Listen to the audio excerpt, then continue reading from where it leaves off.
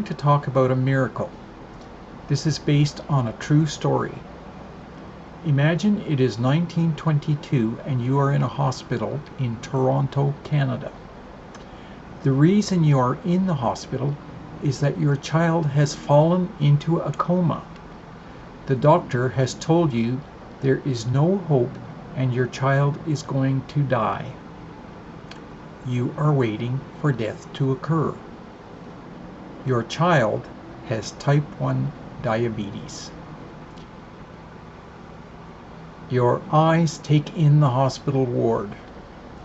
There are approximately 50 children in the ward. All are in comas, waiting for death to occur. They all have type 1 diabetes. Parents are gathered by the bedsides. Many are crying. 2 doctors come into the ward. They are Doctors Banting and Best. They move from patient to patient, administering an injection to each child. They inject your child. You think, what's the use?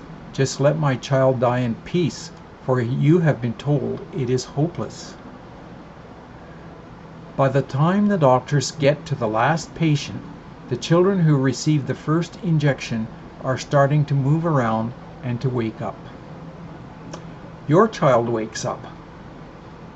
Mommy, Daddy, where am I?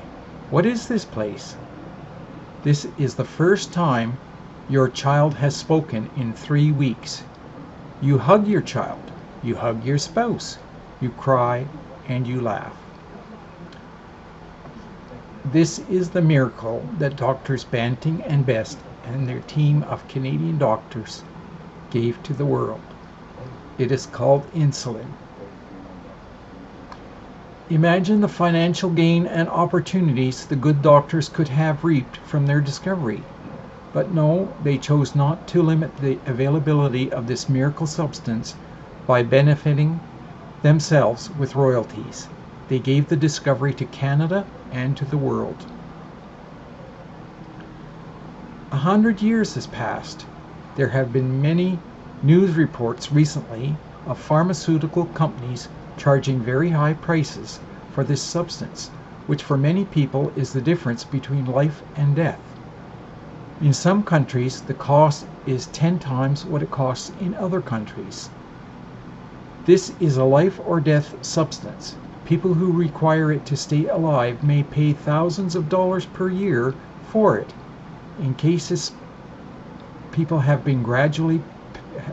some cases, people have gradually perished because they have had to ration their insulin dosage. It was a choice between insulin or food. This is something I read in the Intelligencer. 21-year-old Jessamiah David Shearer Radcliffe might still be alive if he could have afforded his insulin.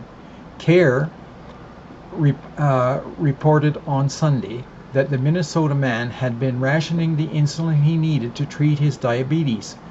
The cost of insulin is ridiculous, Jeremiah's father, David Radcliffe, told the news station. It is hard for me to even go in there and look at his casket. He is gone now. Radcliffe added, I just think this country is backwards, and I am a veteran. I have seen other countries and how they operate. Imagine if things would have worked out the way the good doctors Banting and Best had wanted, and their miracle discovery was distributed without the pharmaceutical industry's thirst for profits. It wasn't meant to be that way.